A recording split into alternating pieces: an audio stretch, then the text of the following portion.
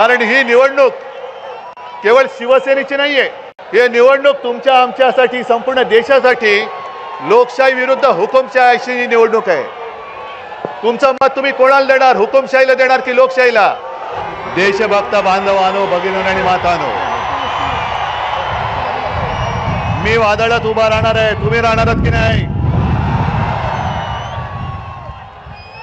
मी संकटाशी झुंज देणार आहे, तुम्ही देणार आहात की नाही?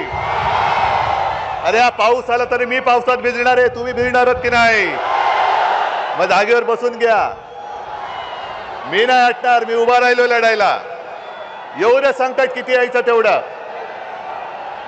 अरे छत्रपती शिवाजी महाराजांच्या महाराष्ट्रामधले आम्ही मर्द मावळे आहोत। अरे त्या संकटाला आम्ही चिरडून टाकलं तर हे संकट कोणतं आहे?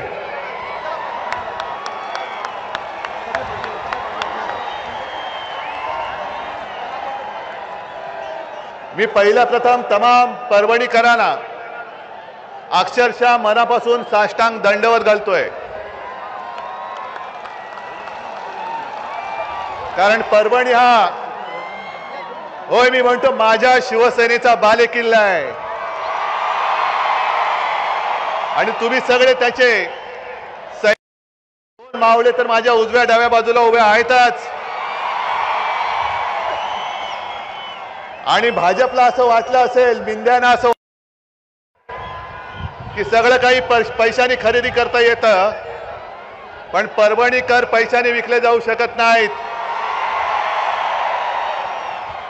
हे शिवसेना प्रमुखांनी कमावलेलं जे प्रेम आहे त्या आशीर्वादाच्या रूपाने माझ्या समोर बसलेलं आहे। आणि आपली परीक्षा आहे, ही परीक्षा आहे। अरे वादळाला सुद्धा अंगावर घ्यायला मर्दाची छाती लागते, ती आपल्याकडे आहे। आणि आम्ही पाठीकडून वार करत नाही, आम्ही वादळाच्या सुद्धा छातीवरती वार करणारे शिवरायाचे मावळे आहोत। आणि तुम्हाला कल्पना आहे की 1-2 दिवसापूर्वी मी पत्रकार परिषद घेतली। कशासाठी घेतली होती? आपलं जे मशाल गीत ऐकलं तुम्ही, त्याच्यामध्ये एक शब्द आहे, जय भवानी जय शिवाजी। जरा एकदा जोरात द्या नारा।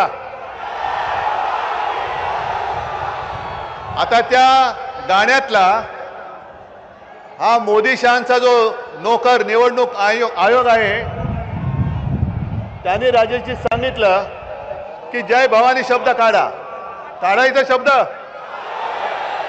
अरे मी तर मोदी आणि शहांना सांगते, तुम्हाला कान धरून महाराष्ट्र जय भवानी जय शिवाजी बोलत उठाबशा काढायला लावल्याशिवाय राहणार नाही। तुमचा आकस महाराष्ट्राबद्दल ठीक आहे, त्याचा आम्ही फडशा पाडू। तुम्हाला उद्धव ठाकरे संपवायचं आहे ना, बघा प्रयत्न करून।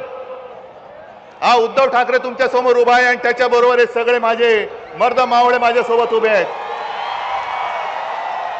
पण तुम्ही महाराष्ट्राबद्दलचा राग, अरे आम्ही सुद्धा जय श्रीराम बोलतो, बजरंगबली की जय आम्ही सुद्धा बोलतो। आज तर हनुमान जयंती आहे, पण जय भवानी बद्दल सुद्धा तुमच्या मनामध्ये एवढा द्वेष आणि एवढा आकस काय आहे? यांना काय वाटतं? दिल्लीमध्ये बसले म्हणजे आपण म्हणू, ते म्हणतील तसं सगळं काही देश त्यांचं ऐकेल? ही जिवंत माणसं आहेत, दुरढोरं नाही आहेत। आणि अंगावरती आलात, प्रेमाने मिठी मारलीत, तेव्हा आम्ही तुमची साथ दिली होती। पण पाठीत वार केलात तेव्हा ही माझी वाघ नखं आता बाहेर आलेली आहेत। हे मध्ये मुनगट्टीवारांसारखी आम्ही काही शोबाजी नाही करत, वाघ नखं परत आणणार।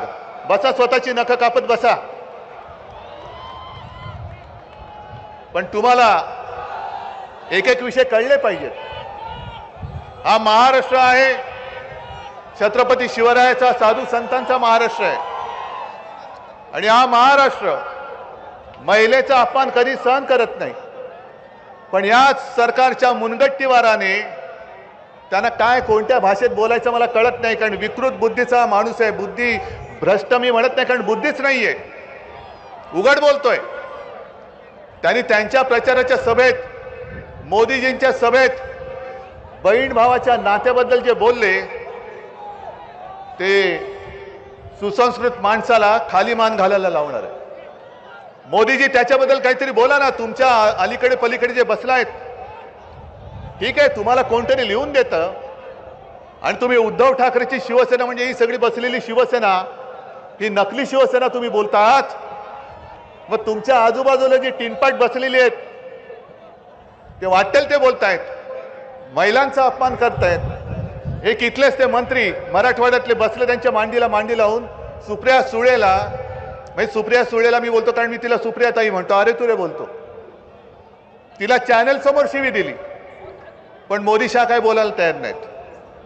महिलांचा अपमान झाला तरी केलं तरी चालेल, पण आम्हाला तुम्ही मतं द्या.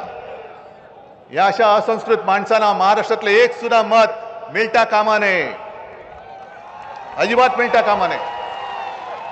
आज यांच्याकडे काही बोलायला मुद्दे राहिलेले नाहीयेत.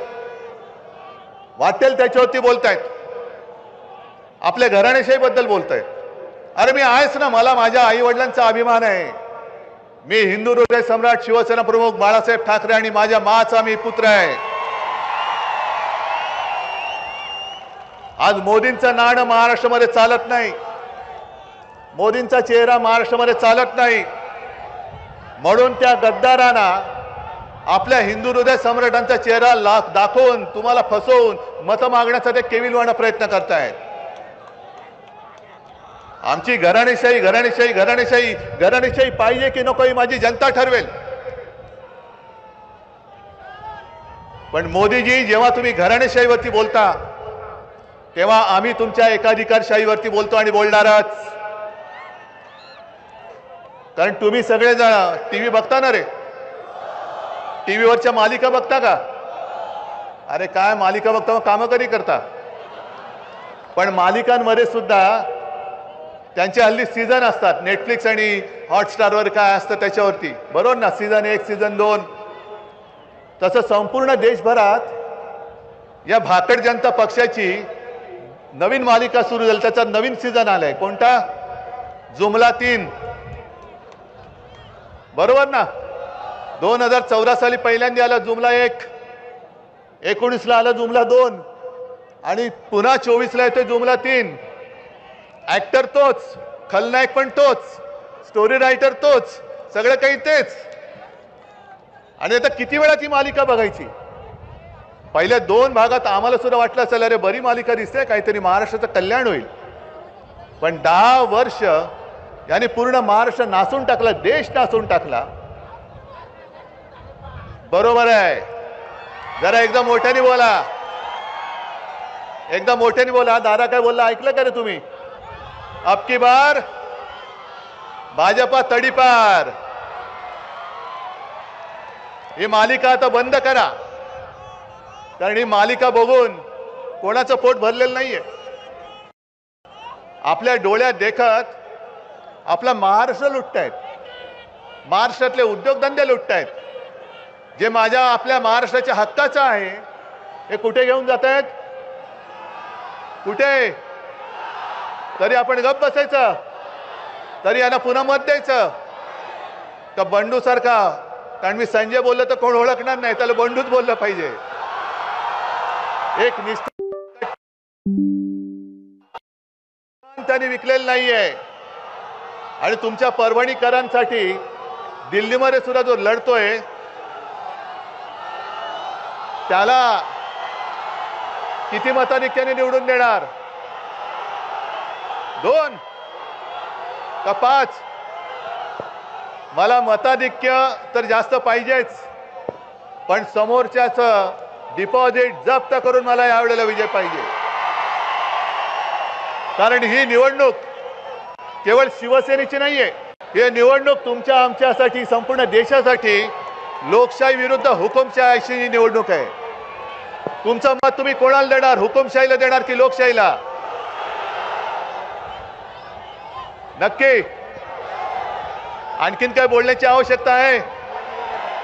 मग आपला निर्धार पक्का आहे. सगळं काही बदललेलं नाहीये परभणीत, फक्त एक गोष्ट बदलले. काय बदलले? निशाणी. निशाणी काय? निशाणी काय? निशाणी आणि विजय होणार विशाल. सगळ्यांना धन्यवाद देतो. जय हिंद, जय महाराष्ट्र. तो हमारे साथ देखते रहिए फाइट अगेंस्ट क्रिमिनल चैनल और पढ़ते रहिए fight against criminal daily newspaper. आज की खबर में बस इतना ही. वीडियो को लाइक करें और चैनल को सब्सक्राइब कर ले, जिससे आने वाली वीडियो की नोटिफिकेशन आपको मिलती रहे.